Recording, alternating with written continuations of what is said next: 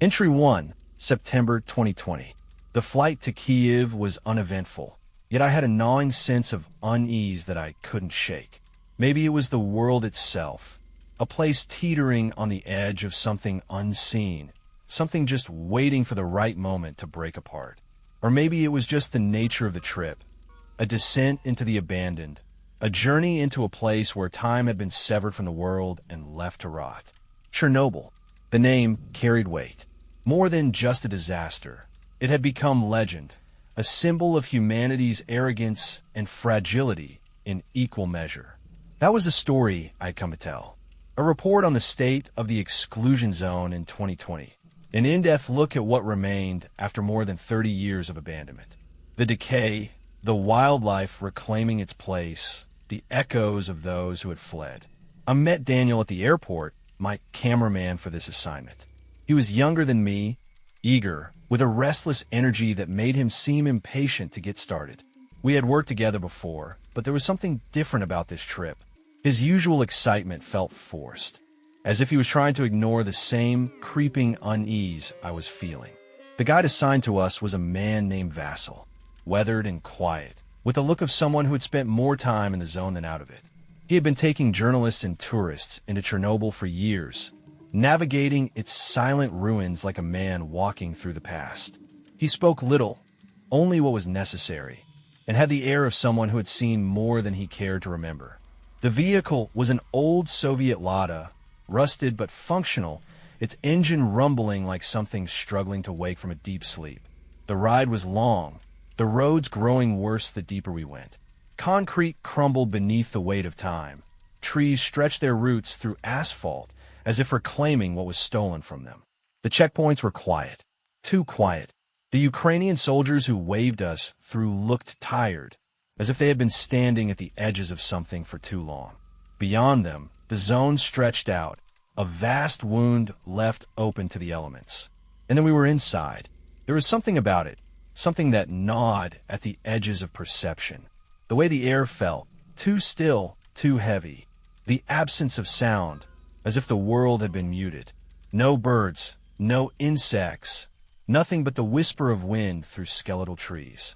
Vasil muttered something under his breath, something about the zone not being right today. His voice was low, almost as if he was speaking to himself rather than to us. Daniel fiddled with the camera, testing the equipment. The screen flickered, a brief burst of static disrupting the image before settling again. Just a malfunction, he muttered. Just interference. The road stretched ahead, cracked and broken, leading us deeper into the ruins of the past. Entry 2, September 2020. The car stopped. It wasn't sudden, not an explosion of sound or smoke, just a slow, labored death. The engine sputtered, choked, and then fell silent. Vasil swore under his breath, turned the key again. Nothing. The sun was beginning to sink behind the ruins, the light stretching long shadows across the road. The air had grown colder, the stillness thickening like something tangible. Vasil sat for a long moment, staring at the steering wheel before finally exhaling through his nose. He opened the door, stepping out, the crunch of gravel beneath his boots louder than it should have been. He looked around, scanning the road and the trees beyond it, then finally turned to us. There was an old checkpoint nearby, he said, a place with a radio, or maybe even another vehicle. He would walk there, call for help. He had done this before, he assured us. The zone was dangerous, yes, but not in the way people thought. The real danger was the decay, the silent collapse of things once sturdy. A careless step could send you through rotten floors. A forgotten well could swallow you whole. He told us to stay by the car, not to wander. And then he walked away, his silhouette growing smaller, swallowed by the trees and the fading light. We waited. The sun dipped lower. We sat in the car, the air inside growing stale. The silence outside pressed in, a suffocating weight. Daniel checked the camera, the flicker of static coming more frequently now. The Geiger counter ticked softly in the back seat. Nothing unusual. Minutes stretched into an hour, then another. The sun had almost disappeared. Shadows deepened into darkness. the skeletal remains of buildings taking on unfamiliar shapes in the fading light. And then we heard it. A scream. Not a human scream. Not entirely. It came from the direction Vassal had gone. A long, drawn-out wail, twisting and distorting as it echoed through the ruins. Daniel and I froze. Another scream. Closer. Something moved between the trees. A figure, tall and thin, shifting in the darkness. Then another. They weren't running. They weren't walking. They were moving in a way that didn't make sense, disappearing and reappearing between the trees as if the shadows themselves carried them forward. The Geiger counter crackled erratically, but not in response to radiation, only when the figures drew near. We locked the car doors. The darkness pressed in. We sat in silence, barely breathing, watching the figures shift and twist outside. Vassal was gone. We were alone. Entry 3, September 2020. Night crept in slowly, dragging long, thin shadows across the landscape. What little daylight remained clung to the edges of ruined buildings and skeletal trees, turning their silhouettes into jagged wounds against the bruised sky. The zone, already eerily silent, had settled into something even worse, a void of sound, as if everything living had drawn its breath and refused to release it. The car had become a coffin of stale air and rising tension. Daniel sat rigid in the driver's seat, his fingers drumming mindlessly against his thigh, though he probably wasn't even aware he was doing it. The Geiger counter in the back seat clicked intermittently, irregular, stuttering like a dying heartbeat. It wasn't reading high levels of radiation. It was reacting to something else. Movement.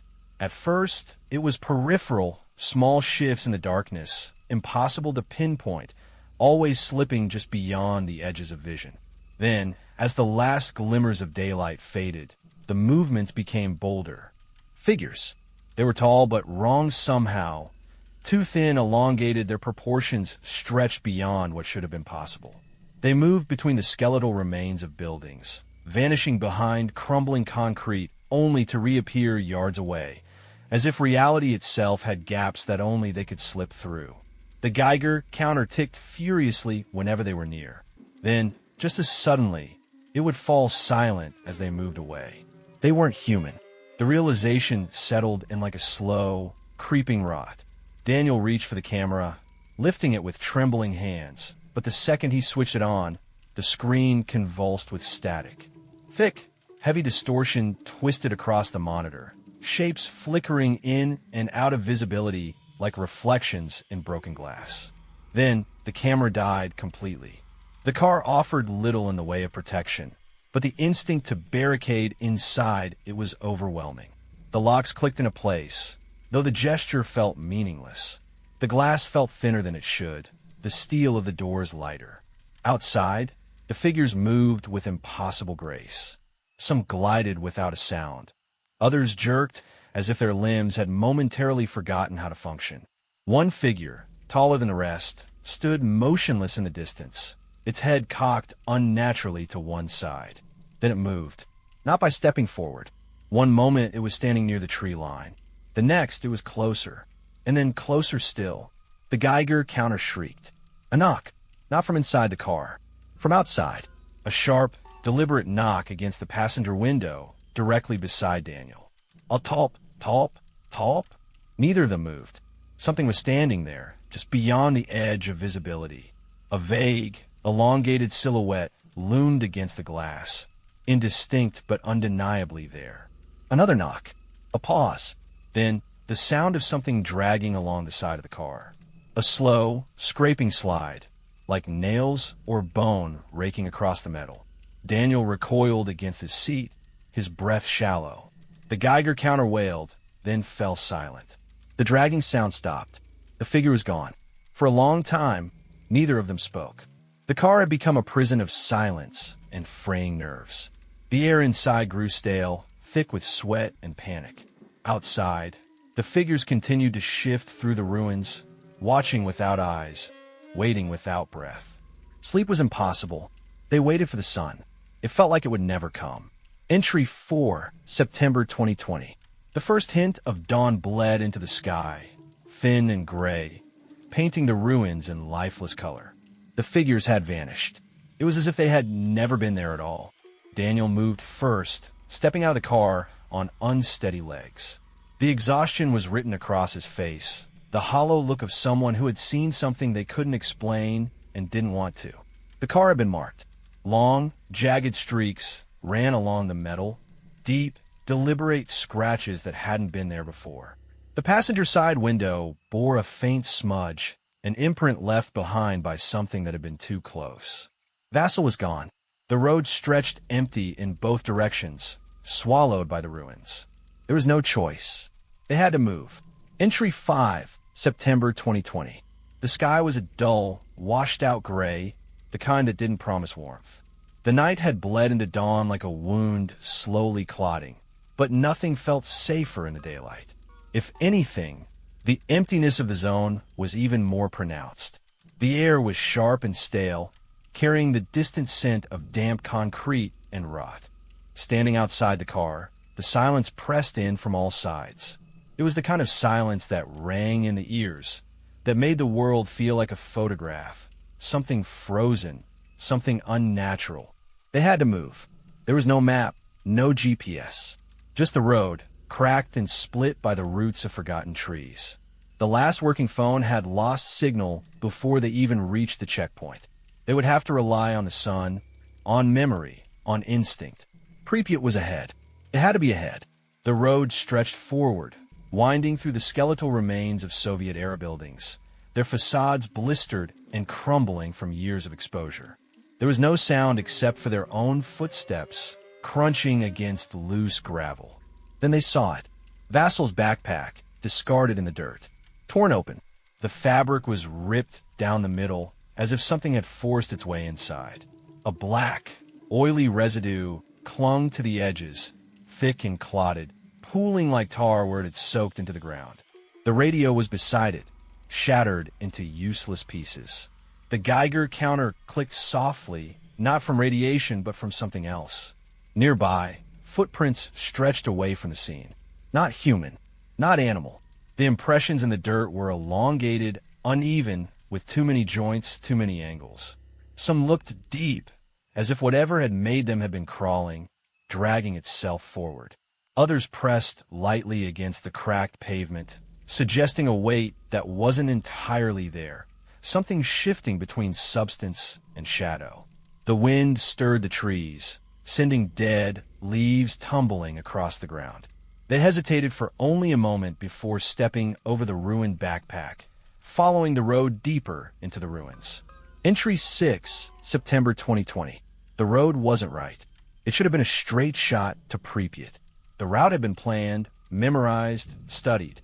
There were landmarks, abandoned buildings, rusting machinery, collapsed radio towers. There were checkpoints, signs, evidence of human presence. None of it was here. The further they walked, the more things felt wrong. The trees were too close together, pressing in on either side. Buildings that should have been familiar were absent, replaced by skeletal structures they had never seen before.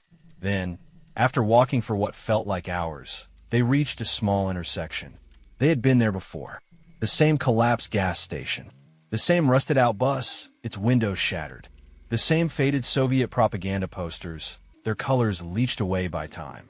They had walked in a circle. It wasn't possible. They hadn't turned. They had followed the road, never straying from its path. And yet, here they were, standing in the exact spot they had started from. The sun was lower now, dipping toward the horizon. The Geiger counter clicked softly, then stopped. They kept walking. The road stretched forward again, but something was different now. The buildings had shifted.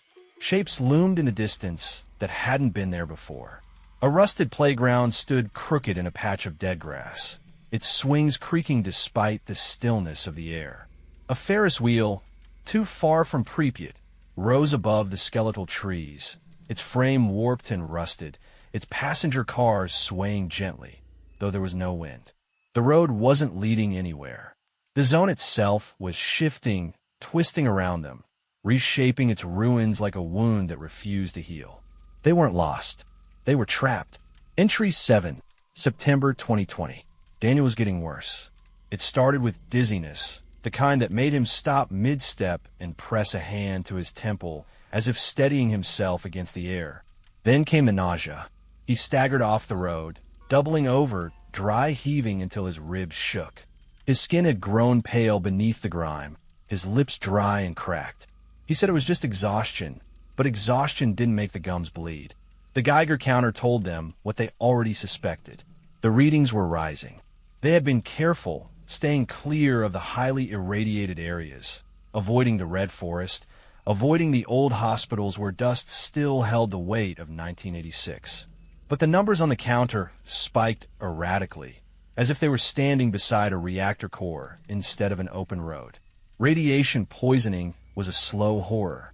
The body decayed from within while the skin remained mostly untouched, a betrayal of biology. Daniel's breath had turned ragged, his limbs unsteady. He had taken to wiping his nose on his sleeve, but the fabric came away red. Yet, the journalist felt nothing. No nausea, no weakness, no pain. The realization settled in quietly, like a weight pressing into the back of his mind. He was untouched. By all logic, he should have been just as sick. They had walked the same ground, breathed the same air, drank from the same water bottles. If Daniel was succumbing to radiation, then so should he. And yet, he was fine. Entry 8, September 2020.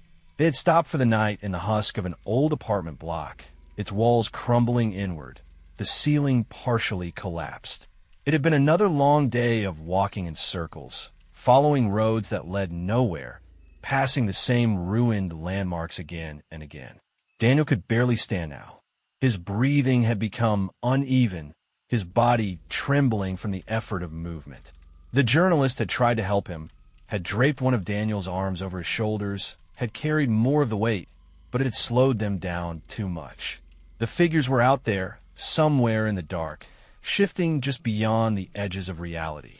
They needed to keep moving, but Daniel's strength was failing. So they stopped. The journalist sat with his back against the wall, staring out through the shattered window. The zone stretched before him, a city of ghosts swallowed by night. The air was cold, sharp with the scent of decay. Something moved on the rooftop across the street. At first, it was nothing more than a shape, an elongated silhouette standing perfectly still against the pale glow of the moon. Then, as the journalist's eyes adjusted, the details bled into focus. It was humanoid but wrong. Its limbs were too long, its head tilted at an unnatural angle. It stood without shifting its weight, motionless as if frozen in place. And its eyes, if they were eyes, reflected the moonlight like polished glass, watching, unblinking. The journalist's breath turned shallow. Daniel stirred beside him, mumbling in his fevered state, his voice slurred and distant. The figure remained, waiting, watching. Daniel shifted again, his body burning with sickness, his words soft, barely coherent. He whispered something, his breath hitching on every syllable, the words slipping between the cracks of consciousness. The journalist didn't understand what he meant. Not then, but the words lodged themselves in his mind, repeating in the silence, winding through his thoughts like a creeping rot. The journalist did not belong here, but they knew he did.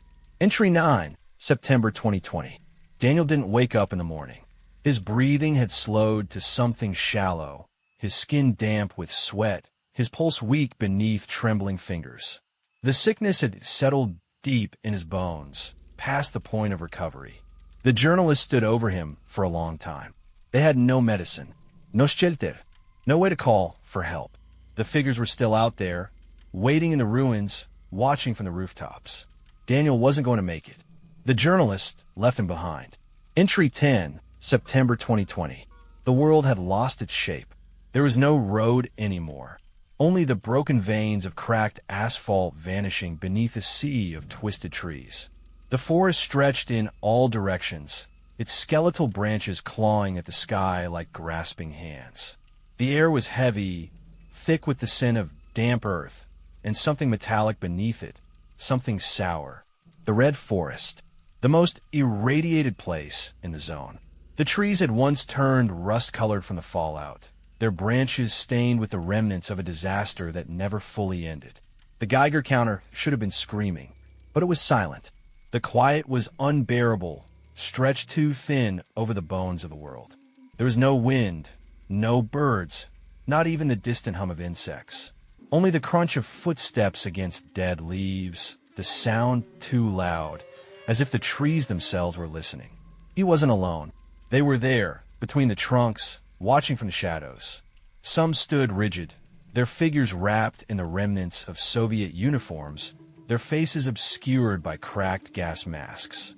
Others were less human, their bodies hunched and twisted, moving in unnatural bursts, like puppets whose strings had been tangled.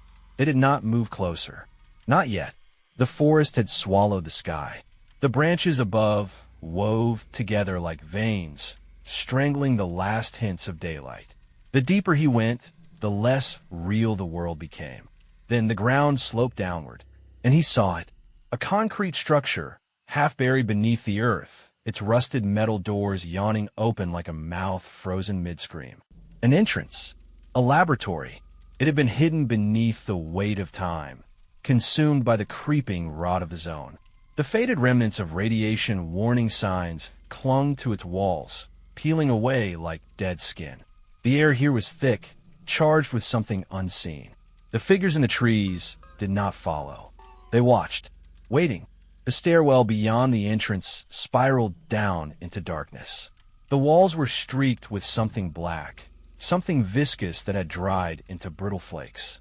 The scent of decay was overwhelming, pressing against the insides of his skull. He descended. Entry 11, September 2020. There were rooms, old laboratories, their contents left to decompose. Rusted tables lined with instruments that no longer had names. Glass containers filled with stagnant liquid, the remains of something suspended inside. The light from his flashlight flickered against the walls, casting long, twitching shadows. There were notes here, scattered across the floors, stuffed into filing cabinets long abandoned. Handwritten records in Russian, pages yellowed and damp. He couldn't read all of it, but the words that stood out were burned into his mind. Biological anomalies, cognitive deterioration, irreversible mutation, incomplete specimens. The air felt heavier the deeper he went. The hallways twisted in ways that didn't make sense, bending back on themselves, leading into rooms that should not have existed. The sound started in the distance. A slow, wet scraping. Something was still here. The flashlight caught movement at the edge of the corridor. A shape, shifting just beyond the reach of the beam. A glimpse of something pale, something wrong. The sound grew louder. The last entry was written in frantic, uneven strokes. Entry 12, September 2020. It sees me. The words ended in a streak of ink, the pressure dragging the pen violently across the page. The rest was blank. Epilogue. The diary's discovery, 2025. The bunker smelled of damp concrete, rusted metal, and stale air thick with decay. The war had reached even here, deep in the Chernobyl exclusion zone, where Russian forces had dug in before being forced to retreat. Now, the place was abandoned, the remnants of their occupation scattered across the floor, discarded rations, broken rifles, and papers burned in a last-ditch effort to erase evidence. The American volunteer soldier moved carefully, sweeping his flashlight over the walls. Symbols marked the concrete, old Soviet insignias, crude Russian graffiti, and something else. Strange, almost ritualistic carvings were scratched deep into the surface, the kind that didn't belong to any military force. Then he saw it, a notebook. It lay on a rusted table, untouched by the chaos around it. The cover was worn, the pages brittle at the edges. He flipped through it, eyes scanning the scrawled handwriting, the ink smudged and frantic. It wasn't a soldier's log. It was something else, a journalist's diary. The dates inside marked it as 5 years old, 2020. The last few pages looked different from the rest, as if written in a fevered rush, the words pressing deep into the paper. The final entry ended in a violent scratch of ink, the last words carving themselves into his mind. It sees me. The flight back to the U.S. was long, the hum of the cargo plane drowning out his thoughts. The war was still raging, and he would be back soon. But something about the diary wouldn't leave his mind. He had read through it twice already, and each time, the weight of it pressed heavier on his chest. The journalist had been lost in the zone, trapped in something beyond explanation. He had written about shifting roads, figures watching from the trees, and a bunker, one buried beneath the red forest, older than the disaster itself. Among the pages, tucked between two sections, the soldier found something small, a memory card, a camera's memory.